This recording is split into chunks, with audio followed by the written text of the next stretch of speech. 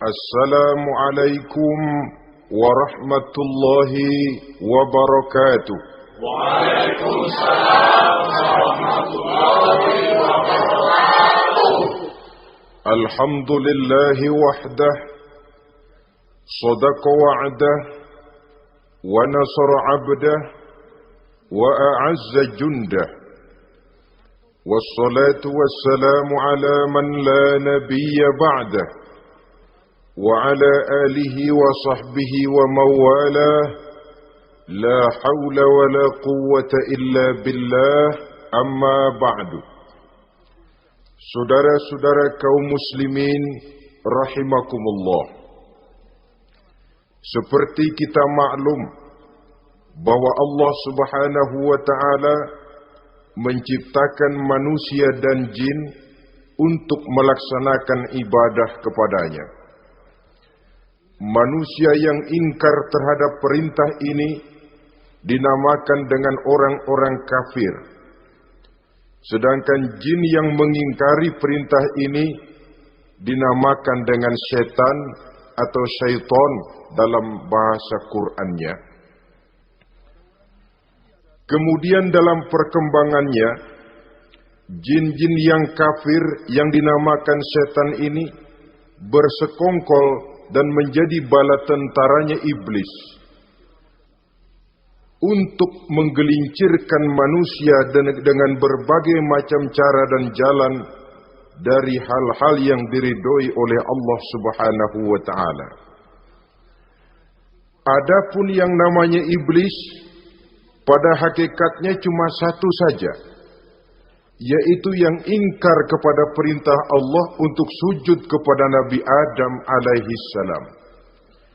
Iblis inilah kemudian yang menjadi sesepuh, raja, biang atau dedengkotnya para setan. Seluruhnya akan tunduk kepada komando iblis, akan taat dan setia kepada perintah iblis untuk mencari teman yang sebanyak-banyaknya guna menemani mereka di neraka nanti. Maka mereka pun melakukan satu proklamasi yang bisa kita baca dalam surah Al-A'raf ayat 16 dan 17, di mana iblis dengan tegas menyatakan, qala fabima aghwaytani la'aq'udanna lahum siratakal mustaqim.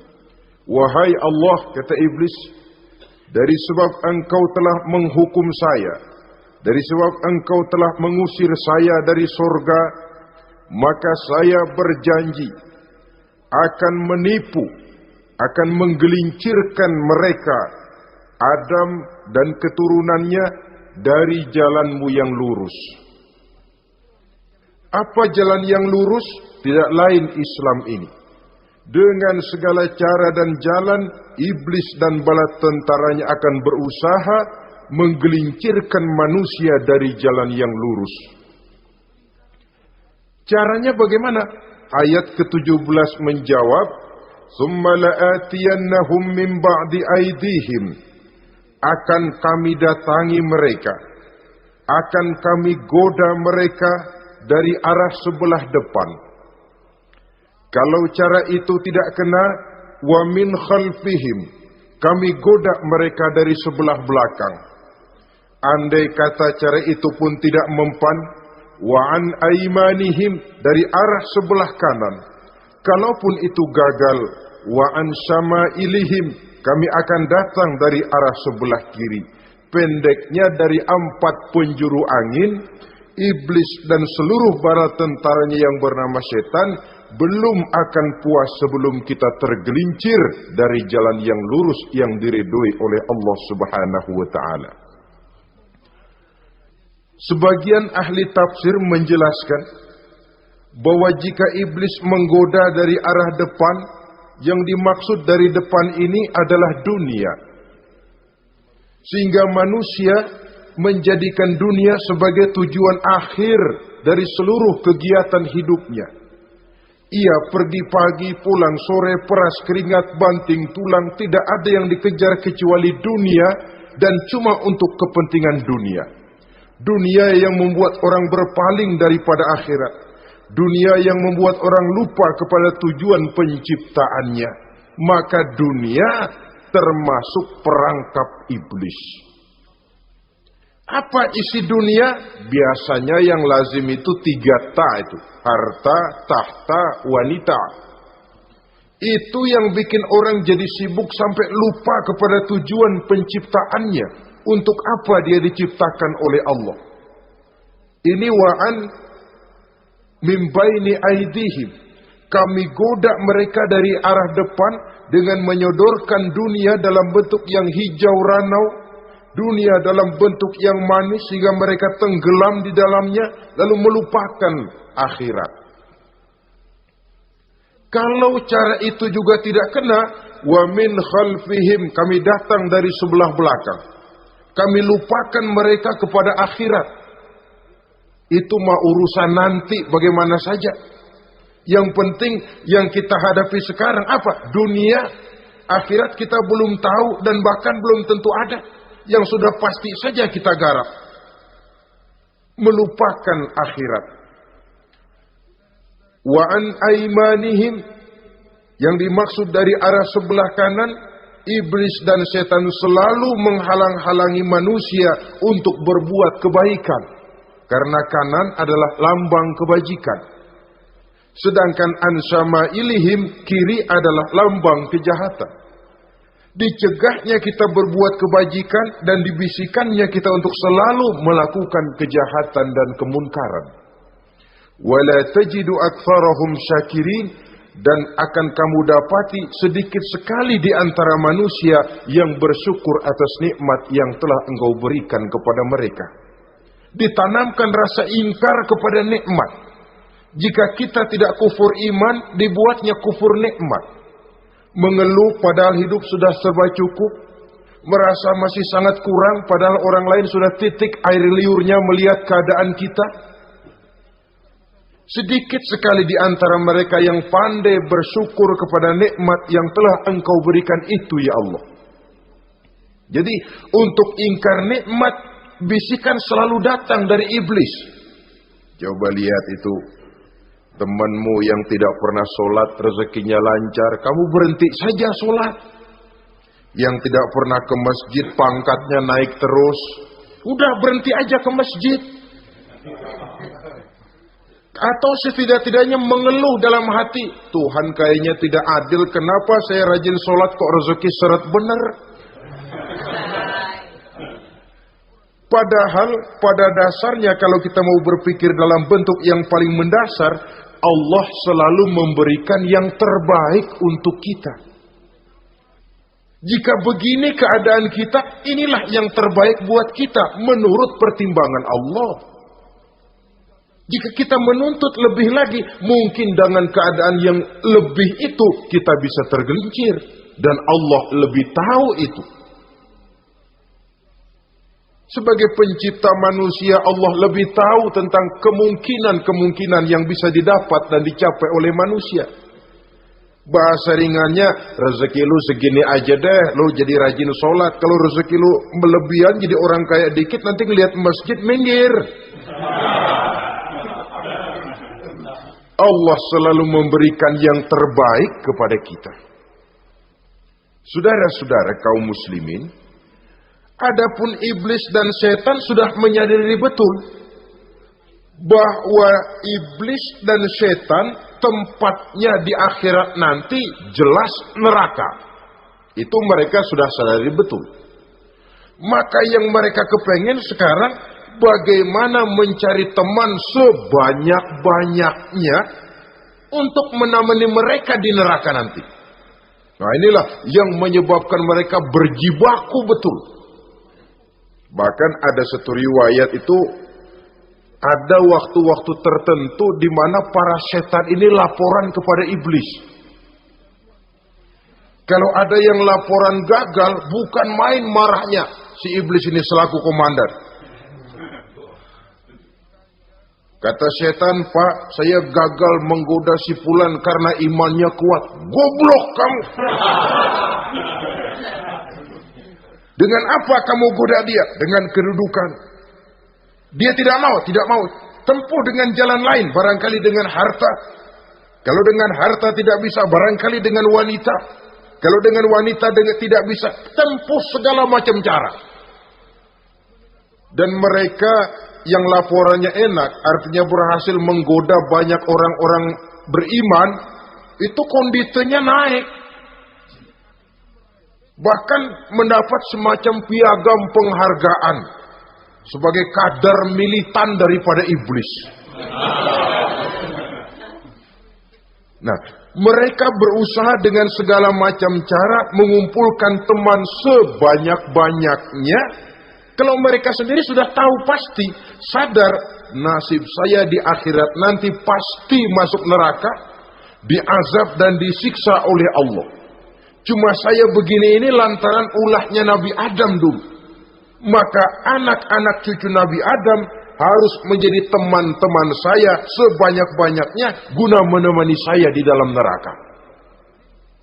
Oleh karena itu, pada kesempatan pertemuan saat ini, kita akan membicarakan siapa sih teman-teman setan itu.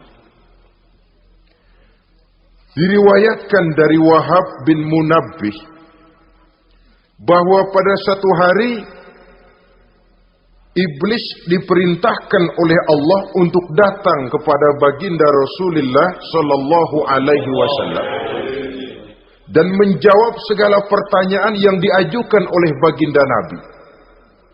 Datang iblis dalam bentuk orang tua pakai tongkat. Jadi iblis itu bisa malih warna, dia termasuk jenis makhluk halus toh, seperti halnya jin dan malaikat, itu bisa malih warna sesuai dengan yang mereka kehendaki. Ketika datang, baginda Nabi bertanya, "Man anta?" Siapa kamu? Dia jawab, "Ana iblis." Saya iblis. Jujur. "Limadza ji'ta?" Mau apa kamu datang kemari? Kata baginda Nabi. Dijawab oleh iblis, "Innallaha amaroni an atika wa ujibaka an kulli ma sa'altani." Allah memerintahkan saya untuk datang kepadamu dan menjawab segala pertanyaan yang engkau ajukan kepada saya. Nah, atas pernyataan ini baginda Rasul kemudian bertanya dengan dua pertanyaan. Pertanyaan pertama, iblis, "Kam ikhwanuka min ummati?" Ada berapa sih teman-temanmu dari golongan umatku? Dari golongan umatku, umat Islam ini, bukan orang lain. Kalau orang kafir sih sudah jelas, itu memang CS-nya iblis. Tapi dari umatku, siapa saja yang jadi teman-teman kamu iblis? Menjadi antekmu, menjadi alatmu sejak dari dunia sampai ke neraka nanti. Atas pertanyaan ini iblis menjawab, "Teman-teman saya dari golongan umatmu ya Muhammad, asyarun, ada 10 orang. Ada 10 orang yang merupakan teman-teman iblis dari dunia sampai ke neraka." Siapa mereka? Pertama kata iblis, "Teman saya hakimun jair." Hakim yang curang. Hakim yang tidak adil. Ini bisa dimaklumi. Kenapa? Karena hakim diharapkan adalah produk keadilan.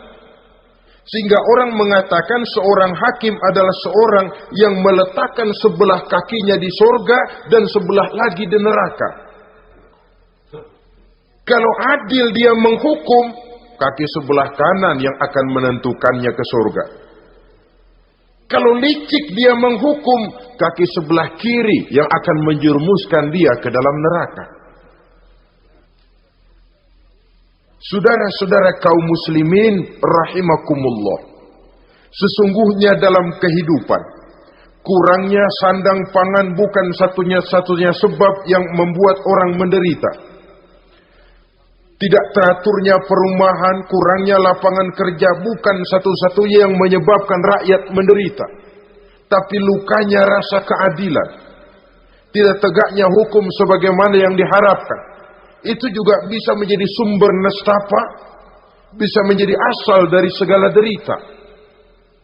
Oleh karena itu, hakim yang tidak adil, hakim yang curang, yang menghukum tidak berdasarkan hukum, tapi berdasarkan kepentingan, berdasarkan pesan sponsor, hukum bisa dibeli, ada istilah mafia peradilan. Hakim-hakim macam ini yang akan menjadi teman-teman iblis. Dan tiap kali palu akan diketuk, iblis sudah bukan main sibuknya. Kekuasaan di tanganmu, hijau katamu, hijau yang akan berlaku, merah kau ketok, merah yang akan jadi keputusan. Orang lain tidak tahu ini kesempatan untuk jadi kaya, ini kesempatan untuk naik pangkat.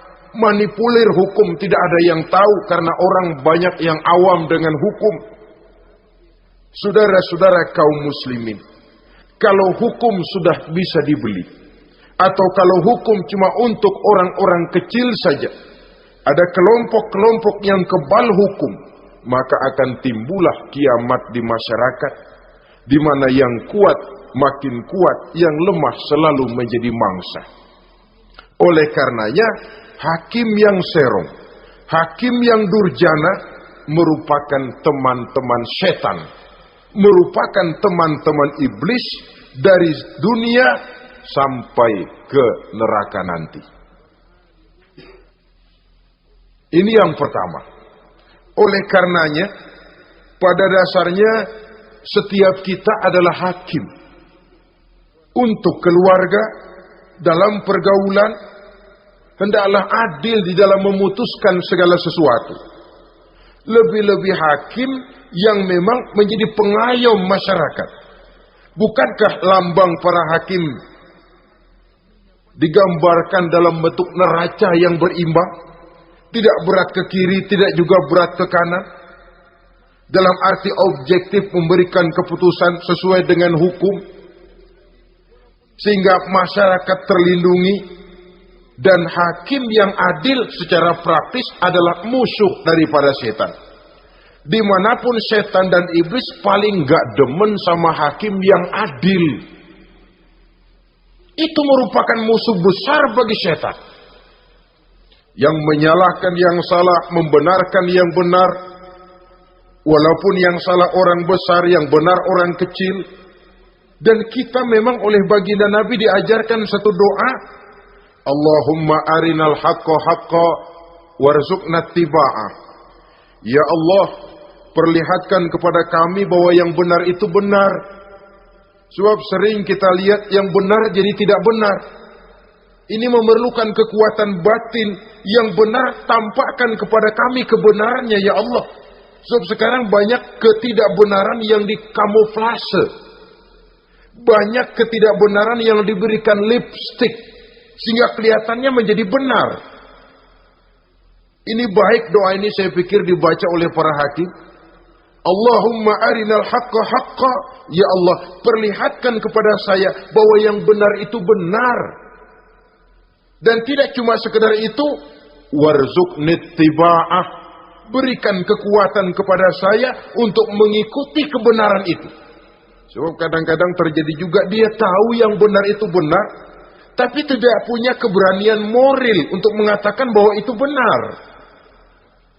Dia tahu itu barang yang hak, tapi tidak terpanggil mengikuti yang hak. Tidak punya kekuatan moral untuk mengikutinya. Lalu doa ini pun disambung. Wa arinal batila batilan warzuqna ijtinabah. Wahai Allah, perlihatkan kepada kami bahwa yang batil adalah batil. Bahwa yang salah adalah salah. Bahwa yang munkar adalah munkar. Berikan kepada kami kekuatan untuk menjauhi yang munkar, yang batil, yang zalim. Saudara-saudara kaum muslimin rahimakumullah. Kita sering mencaci kaum pelacur sebagai sampah masyarakat. Tapi sadarkah kita bahwa pelacuran di bidang hukum, pelacuran di bidang intelektual, kadang-kadang pelacuran di bidang agama, dalam arti menjual ayat untuk membela yang salah dan menekan yang benar, ini juga tidak kalah bahayanya dengan prostitusi, pelacur-pelacur yang kita anggap sebagai sampah daripada kehidupan masyarakat itu. Oleh karenanya, maka hakim yang adil merupakan musuh utama daripada iblis dan setan. Mereka akan sibuk sekali kalau seorang hakim sudah berketetapan untuk melahirkan keputusan hukum yang seadil-adilnya. Ini yang pertama, teman setan adalah hakim yang nyeleweng, yang tidak adil. Yang kedua, teman saya, kata iblis, ghaniyun mutakabbir, orang kaya yang sombong. Orang kaya sombong itu teman setan. Orang miskin sombong itu lebih teman lagi tuh. Sebab ini sudah kelewatan. Kalau orang kaya sombong barangkali masih lumayan lah, memang kaya. Tapi kalau sudah miskin sombong, minta ampun. Orang kaya yang sombong adalah musuh iblis. Sebab pada hakikatnya tidak ada yang kaya dalam kehidupan ini kalau sudah bercermin kepada apa sih yang kita punya. Nabi Sulaiman karena merasa menguasai antara masyrik dan maghrib, satu hari pernah mohon izin kepada Allah. Ya Allah, saya mohon izin kepadamu untuk memberikan makan kepada seluruh makhluk-makhlukmu sekedar satu hari saja. Baik. Satu hari Nabi Sulaiman mau menjamin menanggung makannya semua makhluk. Karena merasa kaya. Baik, kata Allah. Lalu sibuklah Nabi Sulaiman mengadakan persiapan. Seluruh bala tentaranya, jin, binatang dikumpulkan, mengumpulkan makanan yang sebanyak-banyaknya, diatur di satu lapangan yang sangat luas. Sebab ini yang mau makan tentu tidak sedikit. Sudah selesai persiapan, kata Allah, sudah selesai Sulaiman? Sudah, ya Allah. Nah, aku mulai dari makhlukku yang paling di bawah. Ikan. Ikan Nun dipanggil oleh Allah. Rezekimu hari ini mau ditanggung Sulaiman. Naik, makan. Naik ikan ini. Sekali makan seluruh persiapan habis.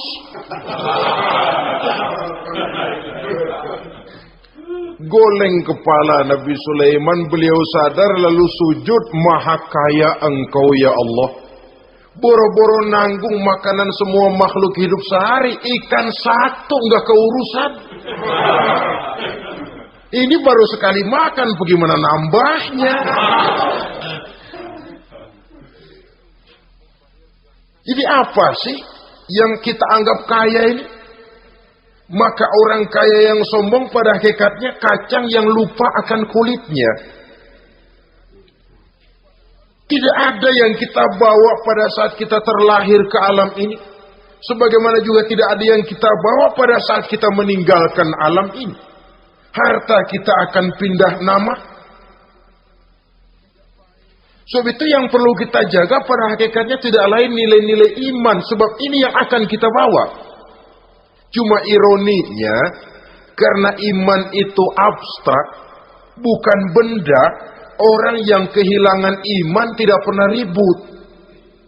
Sebaliknya karena harta itu materi, benda konkret, orang yang kehilangan harta cepat merasa, cepat ribut. Motor hilang, ribut. Kenapa? Motor itu benda, kelihatan. Duit hilang, ribut. Televisi hilang, ribut. Kenapa? Benda. Tapi kalau iman yang hilang, wah kelihatannya tenang-tenang saja, Pak.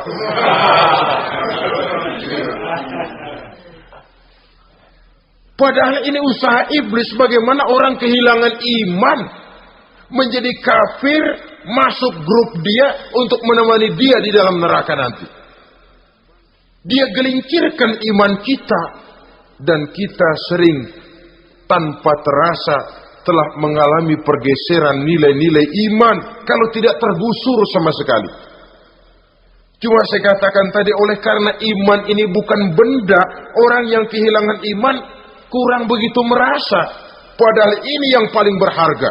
Sebab ini yang akan kita bawa menghadap Allah. Orang itu kalau sudah yakhruju minad dunya bighairi iman, keluar dari dunia, meninggalkan dunia dan seluruh isinya, kembali menghadap Allah dengan tidak membawa iman, tempatnya jelas sudah.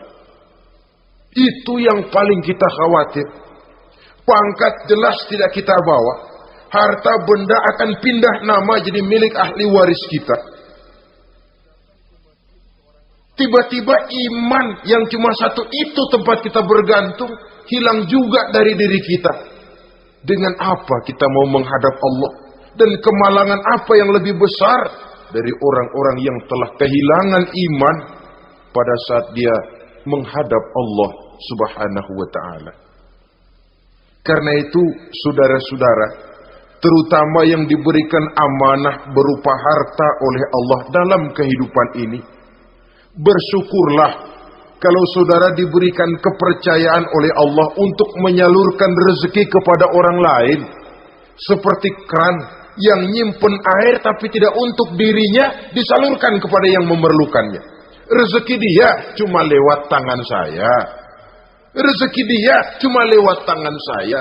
Berbahagialah orang kalau dipercayai Allah untuk menyalurkan rezeki kepada orang lain. Artinya agen. Wong ditunjuk jadi agen Allah, kok nggak bangga? Kalau sudah kemari cara berpikir, insya Allah rasa bakhil bin pelit alias medit bin koret.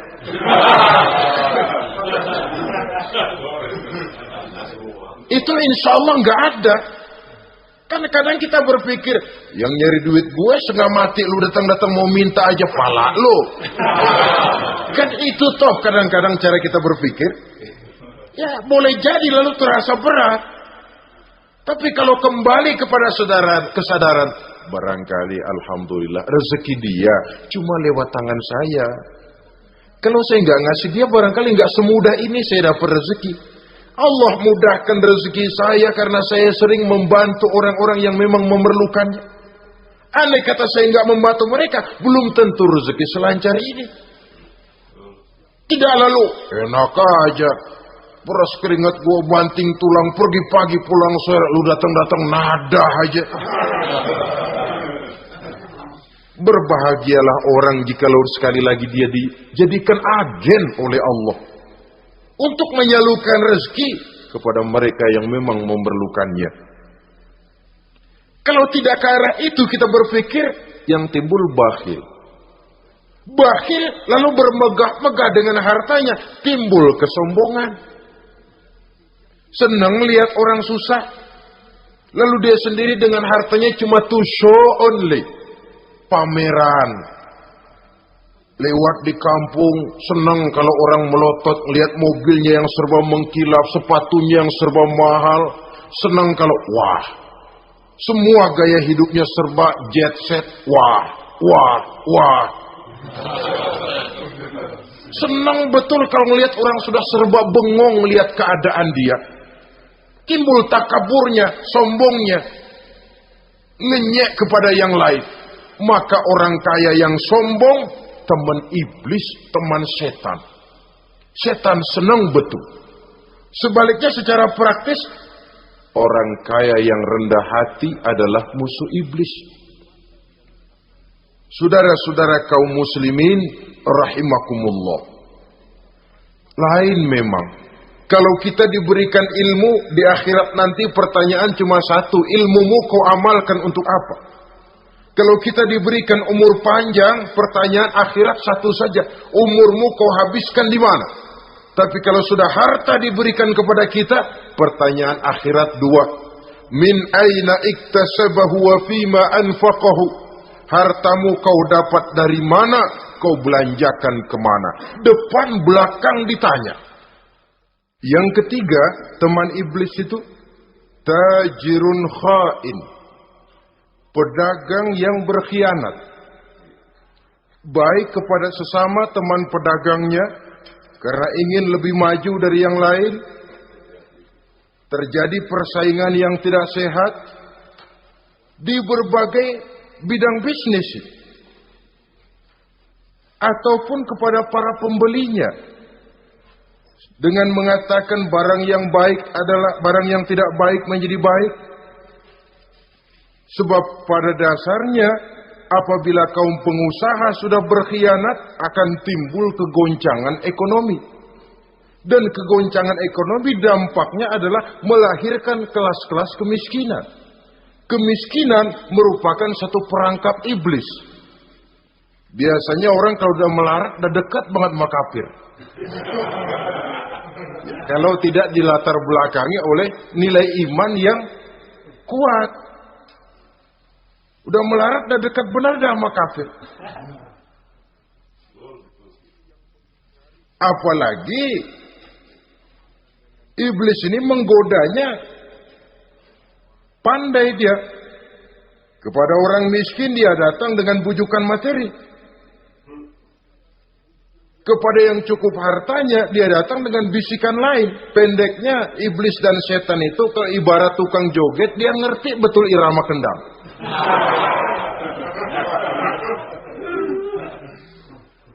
Di mana kelemahan orang itu dia selidiki, dia pelajari, dari arah situ dia masuk. Dan secara strategi perang iblis dan setan ini posisinya memang lebih menguntungkan daripada kita. Kenapa? Dia melihat kita mah nggak lihat dia. Dia bisa pelajari kebiasaan dan kecenderungan kita. Kita nggak tahu kadang-kadang kelemahan kita. Dari arah itu dia masuk. Posisi dan strateginya lebih menguntungkan daripada kita. Saudara-saudara kaum muslimin rahimakumullah. Bila ekonomi sudah goncang, terjadi penimbunan barang, terjadi spekulasi harga, timbullah kegoncangan sosial. Dan dikala itu setan dan iblis pesta. Dia merasa perangkapnya berhasil. Persaingan-persaingan yang tidak jujur, yang pada dasarnya akhirnya bukan cuma merusak sistem ekonomi, tapi juga mempengaruhi hasil kerjaan. Dalam tender-tender usaha-usaha besar misalnya, oleh karena mengajar supaya dia yang mendapat proyek, dia tidak segan sogok sini, suap sana, semir sana, usap sini. Tinggal untungnya sedikit dan dia harus dapat untung besar. Akhirnya apa? Proyek yang dikerjakan cuma asal sekedar jadi. Tidak seperti standar yang ditetapkan lagi. Juga tidak merupakan kesalahan yang sepenuhnya harus dibebankan kepada dia. Kesalahan yang merupakan siklus. Mata rantai sudah lingkaran setan. Itulah sebabnya sering saya ungkapkan kalau manusia sudah jadi teman setan, lebih buas daripada bajing. Karena bajing cuma makan kelapa, tapi bajingan udah apa saja dimakan. Sudah jadi teman-teman iblis, tidak ngerti halal haram, hak dan batil. Ini kepentingan pribadi apa kepentingan orang banyak, yang penting sikat saja. Jadi yang ketiga ini targetnya memang kekacauan ekonomi. Yang kemelaratan, kemiskinan merupakan tangga untuk sampai kepada kekafiran. Dan iblis tahu betul itu.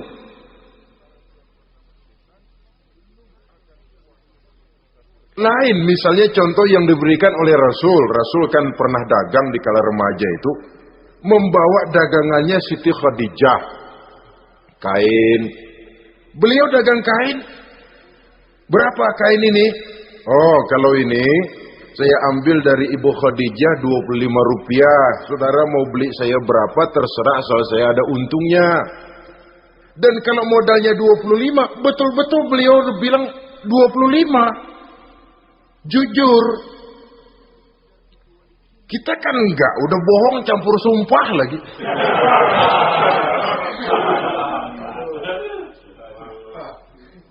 Ini yang ketiga. Yang keempat, teman-teman setan, teman-teman iblis, syaribul khamr. Orang yang minum arak, pemabuk, itu teman setan. Bahkan divonis tidak beriman orang yang pada saat meninggal dunia di dalam perutnya itu masih ada khamr. Tidak beriman divonis. Jadi dalam satu pesta di mana disediakan minuman-minuman keras, iblis itu sudah masang perangkap.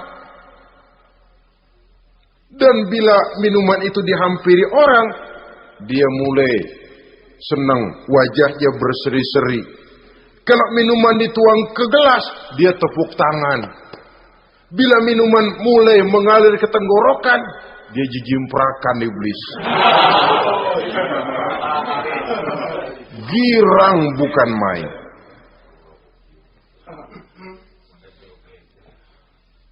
Saudara-saudara kaum muslimin rahimakumullah.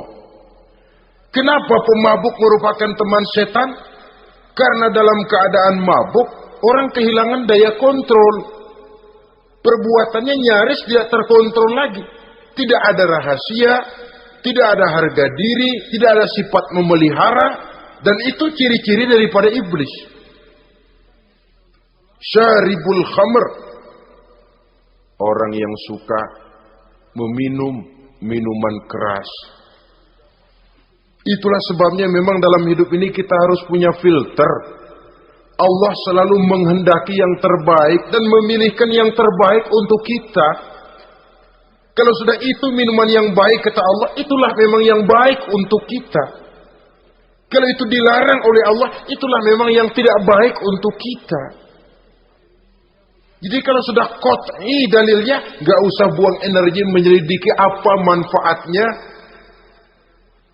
Kalau sudah qat'i dilarang, gak usah buang energi menyelidiki apa bahayanya khamr. Allah tidak akan melarang sesuatu yang mengandung manfaat. Yang dilarang Allah tentu yang membawa mudarat dan bahaya di dalam kehidupan.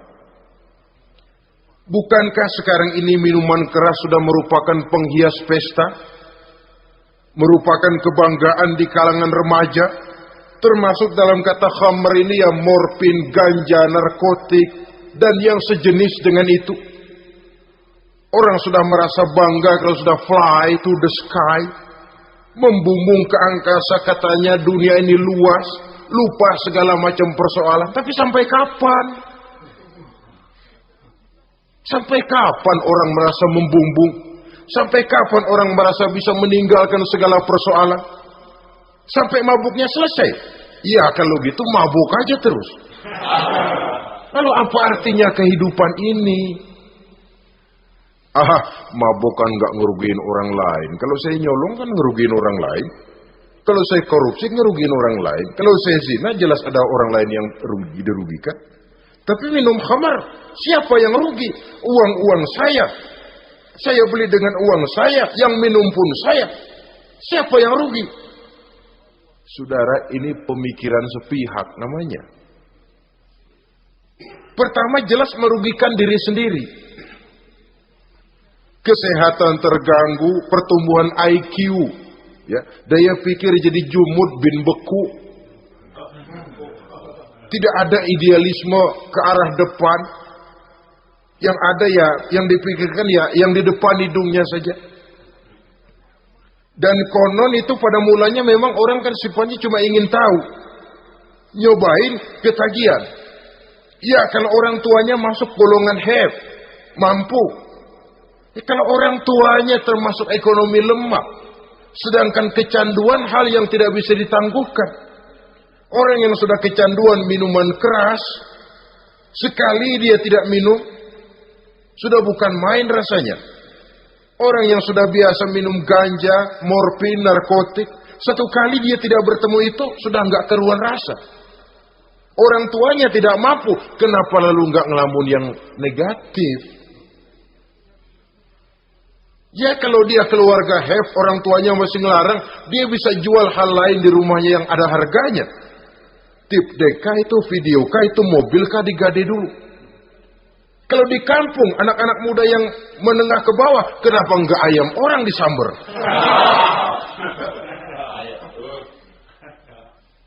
Terjadilah perbuatan negatif yang akhirnya merembet kepada merugikan orang lain. Hakikatnya, zohirnya memang pada mulanya hanya merugikan diri sendiri, tapi lambat laun akan merembet juga kepada merugikan orang lain. Oleh karena itu pantas kalau dalam perjalanan Mi'raj begitu hendak start dari Masjidil Aqsa menghadap Allah, kepada baginda Nabi disodorkan 2 gelas minuman, segelas susu dan segelas arak. Muhammad, kau ambil salah satu minuman itu, kau minum. Mantap, Nabi mengambil gelas yang isinya susu lalu beliau minum. Selesai minum kata Jibril, "Shaddaqta ya Muhammad, laqad asabtal haq." Kamu benar Muhammad, pilihanmu tepat. Kenapa? Untung saja susu yang kamu minum. Kalau arak yang kamu ambil, kamu pilih dan kamu minum, pasti umatmu bakal pada jadi umat teler semua nanti. Wong Nabi milih susu saja umatnya masih banyak yang teler. Apalagi kalau beliau memilih khamr waktu itu. Tapi ini sekedar simbol bahwa begitulah kita dalam hidup. Saudara, kalau di depan kita ditaruh segelas jamu, segelas sirup, kira-kira pilih mana? Jamu. Sirup apa jamu? Jamu. Orang yang berpikir panjang ke depan, dia bakal pilih jamu. Memang pahit, getir, nggak enak, tapi besok pagi badan enteng, kerja semangat, berpikir cerdas, gairah ada. Orang yang pikirannya pendek, ngapain jamu getir nih, sirup nih, manis ini. Dia minum, bukan main manisnya, besok pagi bibir pada jontor. Begitulah dalam kehidupan ini. Maka hendaknya kita berusaha dengan sekuat kemampuan untuk menghindarkan diri dari minuman keras dan pengaruh-pengaruhnya. Yang kelima, teman iblis itu al-qattat, tukang-tukang fitnah. Itu suling iblis itu, trompet setan. Sebab apa? Benar kalau Quran mengatakan, Nabi mengatakan al-fitnatu asyaddu minal qatli. Fitnah lebih bahaya dari pembunuhan. Sebab apa? Pembunuhan membunuh orang secara langsung. Fitnah membunuh orang pelan-pelan. Kalau mati mau mendingan cepat daripada pelan-pelan. Pelan-pelan mati, cepat mati enakan cepat, nggak ngerasain sakit. Fitnah membunuh orang pelan-pelan. Nama baik orang hancur, dicoreng-moreng di tengah masyarakat. Maka tukang-tukang fitnah, teman-teman setan dari dunia sampai ke neraka nanti. Karena fitnah lebih bahaya daripada pembunuhan. Mengada-ada yang tidak ada diada-adakan, fitnah. Melebih-lebih, berita semeter jadi 3 meter, yang 2 meter. Ya kalau positif, kalau negatif, fitnah. Memang orang bilang kalau kita nitip duit jangan harap lebih, kurang bisa. Tapi kalau nitip omongan jangan harap kurang, pas saja sudah untung itu. Biasanya lebih, namanya omongan. 1 meter jadi 2 meter, 2 meter jadi 3 meter. Itu sifat dari yang namanya omongan. Kita kirim uang, udah gak bakalan lebih dah. Ini nitip uang sama saya 50.000, tambahin 10.000 langka yang berpikir begitu. Kurang malah bisa. Enak aja nitip, gua kan kemarin pakai ongkos. Hitung transport misalnya. Tapi kalau sudah nitip omongan, pas saja sudah untung loh. Biasanya malah lebih. Fitnah pernah melanda Nabi Zakaria. Fitnah pernah melanda Habil dan Qabil. Fitnah pernah melanda Nabi Ibrahim. Fitnah bahkan pernah melanda kehidupan baginda Rasulullah sallallahu alaihi wasallam. Dalam peristiwa yang lazim kita kenal dengan hadisul ifki, bagaimana gosip pun sempat mengguncang rumah tangga kehidupan baginda Nabi. Sehingga pantas kalau beliau sendiri mengatakan al-fitnatu asyaddu minal qatli. Fitnah itu lebih bahaya daripada pembunuhan karena fitnah membunuh orang secara pelan-pelan. Saudara-saudara kaum muslimin rahimakumullah. Lidah tidak bertulang. Soghirul jirmi azimul jurmi. Kecil bentuknya tapi besar akibatnya. Kalau kita luka karena silet 2-3 hari boleh sembuh. Tapi luka karena lidah seumur hidup kita ingat. Asal lihat orangnya ingat nih dia nih yang ngomong kagak enak banget deh gua tandain dah.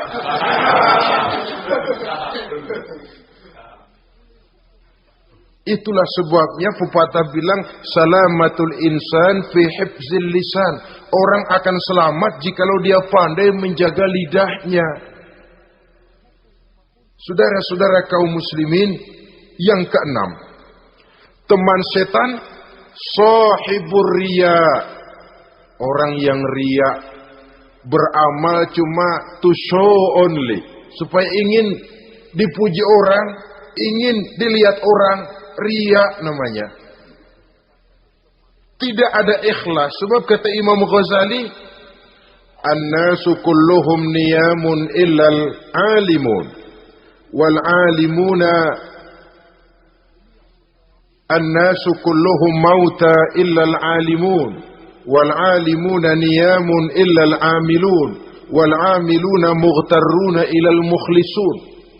Manusia itu pada hakikatnya mati kecuali orang alim.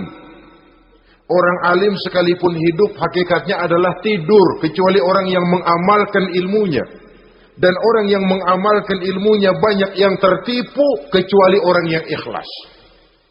Tepat ini fatwa Imam Ghazali. Manusia hakikatnya tidur kecuali orang yang alim. Orang yang alim walaupun hidup tapi tidur. Hidup tidur yang gak bisa berbuat banyak kecuali orang yang mengamalkan ilmunya. Dan orang yang mengamalkan ilmunya banyak yang tertipu kecuali yang ikhlas. Jadi kalau amal itu adalah jasad, ikhlas itu adalah ruh. Amal tanpa ikhlas patung. Patung tidak bisa berkembang, tidak bisa berbuat banyak, namanya patung. Itu amal tanpa ikhlas. Ini termasuk penyakit batin toh, ikhlas, riya, ujub, sum'ah, penyakit kepengen didengar orang, penyakit kepengen dilihat orang. Wah, kalau sembayangnya dilihat orang mantap betul, kayak besok mau mati. Tapi kalau sudah sembahyang nggak dilihat orang, wah kilat khusus, cepat bukan main. Ria. Ini yang menghancurkan amal ini nggak terasa. Sifat kita sendiri, ria ini menggeragoti amal, sebagaimana api menggeragoti kayu bakar. Yang ketujuh, teman setan akilu malil yatim. Orang yang memakan harta anak yatim. Itu setan senang betul itu. Dia bisikanlah, kau kan ngurus anak yatim. Kau sudah menanamkan budi kepada mereka. Jadi wajar kalau kau ambil bagian. Mula-mula memang dalam batas yang wajar, makin lama malah berebut sama yatimnya. Makin kesonoin, yatimnya malah nggak keduman, panitianya yang kenyang. Akilu malil yatim, orang yang memakan harta anak yatim secara zalim, ini merupakan teman setan. Sebaliknya, orang yang melindungi anak yatim, kata Nabi, seperti dua jari ini dengan aku di akhirat nanti. Dekat derajatnya dengan Rasul. Yang kedelapan, teman setan al-mutahawinu bis shalah. Orang yang nganggap enteng sholat, ngenteng-ngentengin sholat. Nanti aja dah, kalau udah tua-tuaan, sembayang mah gampang, saban sari ada. Kalau ini nih tinju jarang-jarang. Al-mutahawin, ngenteng-ngentengin. Pada dasarnya agama itu mudah. Jangan dipersulit, tapi juga jangan dipermudah. Agama itu tidak berat. Jangan diberat-beratin, tapi juga jangan dienteng-entengin. So yang enteng kalau kita entengin, akhirnya menganggap remeh. Mulanya memang sedikit, makin lama makin banyak, makin lama makin banyak, makin bertumpuk. Apalagi kalau sadar kita sholat adalah tiang daripada agama. Bagaimana rumah akan tegak tanpa tiang yang kuat?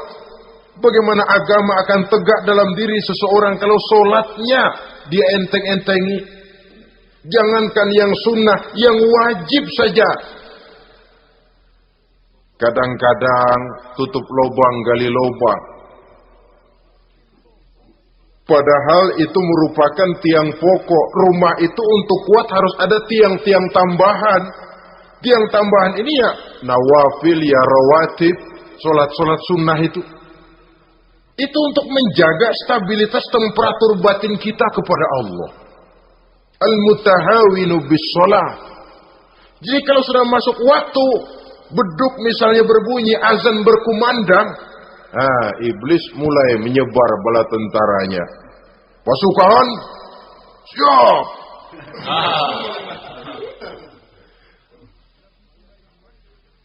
Kama yang dagang dia bisikin. Sudah enaknya lu dagang, gua beli lagi banyak-banyak, sembahyang mah ada besok. Sama yang kerja, jangan ditinggal ini kerjaan tanggung, sembahyang masih ada besok. Saudara-saudara kaum muslimin rahimakumullah. Andai kata kita berhasil, kita tinggalkan kesibukan, lalu kita pergi sholat, apa iblis diam? Setan tenang? Tidak. Masih dia bisiki kita. Iya, kalau mau sembahyang ya sembahyang, cuma buruan udah. Nah, yang mau belanja, yang menunggu, bukan main. Sampai ruku kita tidak sempurna, bacaan kita semrawut, sujud kita tidak lengkap. Sholat juga, tapi disitulah masuk iblis. Atau kalau itu kita berhasil cegah, ruku tertib, ada tumakninah, sujud bagus, iblis masuk lagi. Wah, memang sembahyang kamu mantap. Orang lain gak ada yang sembahyang kayak kamu. Yang timbul apa? Ujub. Sombong kepada diri sendiri. Begitu rapi sembahyang, lu ya pada kagak sembahyang, apaan lu? Gua nih. Itu sudah perangkap iblis. Jadi lewat segala macam cara dan jalan, kepada yang ibadahnya bagus ditanamkan rasa ujub. Kepada yang mau berusaha bagus ditanamkan sifat was-was, buru-buru. Saudara-saudara kaum muslimin, ini yang ke-8. Yang ke-9, mani'uz zakah. Orang yang enggan membayar zakat itu teman setan. Gak ada urusan sama zakat. Sayang-sayang harta dizakatin. Saudara-saudara, padahal zakat itu kata Nabi, zakku amwalakum biz zakat. Bersihkan hartamu dengan zakat. Jadi barangkali bercampur harta itu dengan sedikit yang tidak baik, bercampur dengan yang kotor. Zakat itu membersihkan yang lain. Kita misalnya dalam satu kelas punya murid 40 orang, 42 orang, ada 2 orang yang bandel, nggak ketulungan. Sudah segala macam cara kita perbaiki, nggak juga berhasil. Ini kan kalau nggak diatasi kan mempengaruhi yang teman-teman yang 40 orang. Untuk menyelamatkan yang 40 ini, nggak apa-apa yang 2 keluarin. Bikin pemecatan. Anak saudara, kami sudah tidak sanggup lagi mengajar. Dengan ini kami berhentikan dari sekolah yang kami pimpin untuk menyelamatkan teman-teman yang lebih banyak. Mengeluarkan yang 2 untuk menyelamatkan yang 40. So kalau tidak ini nanti ngerembet, yang 40 ngikut jadi ngeres. Itu juga harta. Zakat untuk membersihkan yang masih tersisa. Yang terakhir yang ke-10, teman setan, musuh, teman iblis, man yutilul amal. Orang yang terlalu panjang angan-angan. Penghitung bintang di langit. Yang hidup cuma ngitung jikalau. Wiridannya cuma jikalau.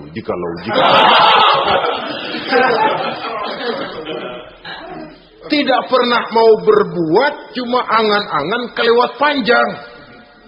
Yang ngelamun kan nggak ada sekolahan, ya siapa juga bisa ngelamun. Orang bukan tidak boleh bercita-cita, bahkan cita-cita yang mendorong kita untuk bergairah dalam kehidupan. Tapi kalau cita-cita tanpa langkah konkret, yang penting kan punya kemauan, lebihnya tawakal, nggak cukup. Pernah datang ke masjid seorang sahabat. Begitu sampai dia turun dari onta langsung menghadap baginda Nabi. Nabi tanya, ontamu udah diikat belum? Belum ya Rasul. Kenapa? Saya tawakal kepada Allah. Tuh orang diomelin sama Nabi. Ikat dulu, habis gitu baru tawakal. Betul toh. Ikat dulu tuh onta, lebihnya baru tawakal. Kalau udah diikat masih lari juga, itu tawakal. Lah belum diikat udah tawakal. Orang yang terlalu panjang angan-angan, yang akhirnya kalau tidak merusak cara berpikirnya, akan mendorong dia kepada perbuatan yang negatif untuk mewujudkan angan-angannya itu.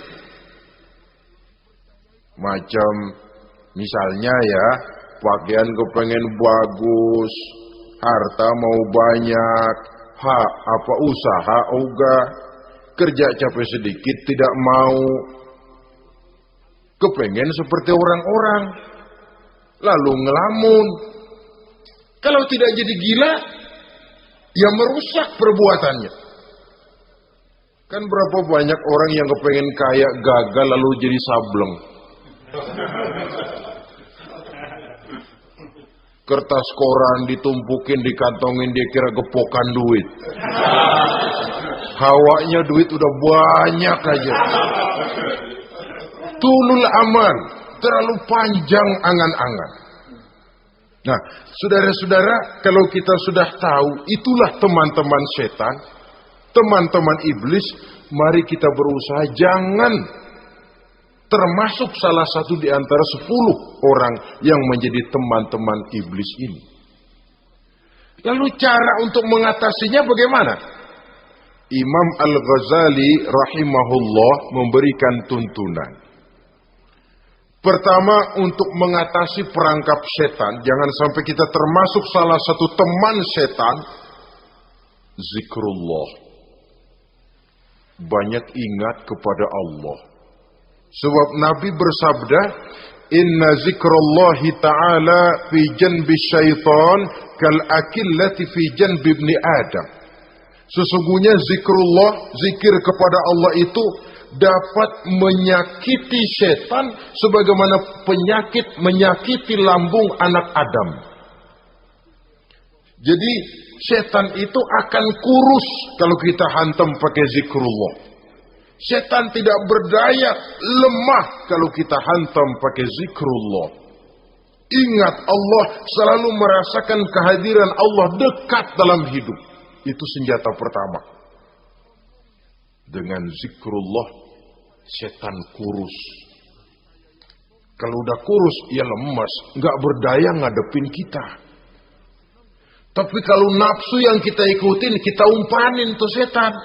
Lah gemuk, begitu gemuk, makin berleluasa dia ngutak-ngatik kita. Yang kedua, jangan mendekati tempat maksiat. Sebab man hama haulal hima yusiku ayyaqafi. Orang yang main di pinggir kali ditakutin kecebur di kali. Jangan mendekati tempat yang cenderung membawa kita ke tempat maksiat. Saudara-saudara, yang ketiga, mengosongkan perut. Dalam arti rajin puasa, puasa sunnah. Kata Nabi, inna syaitan yajri min ibni Adam majrad dam fadayyiku majariyahu bil ju'. Setan mengalir dalam diri manusia seperti mengalirnya darah. Maka persempit jalan setan dengan apa? Bil ju', dengan memperbanyak lapar. Bukan memperturutkan syahwat. Pantas kalau Nabi bilang, saya adalah sekelompok orang yang tidak makan kecuali kalau kami lapar. Dan kalau kami makan, tidaklah sampai kekenyangan. Bukan enggak kenyang, tapi enggak kekenyangan. Yang terakhir kata Imam Ghazali, hendaknya kita selalu ingat bahwa tujuan iblis dan setan adalah menjerumuskan manusia, menyengsarakan manusia, supaya kita menjadi teman mereka di neraka nanti. Kalau ingat itu, insya Allah kita bisa mengerem diri. Nah, inilah saja yang dapat kita sampaikan pada pertemuan kali ini. Mudah-mudahan ada manfaatnya. Terima kasih dan mohon maaf. Usikum wa nafsi bitaqwallah. Wassalamualaikum warahmatullahi wabarakatuh. Waalaikumsalam warahmatullahi wabarakatuh.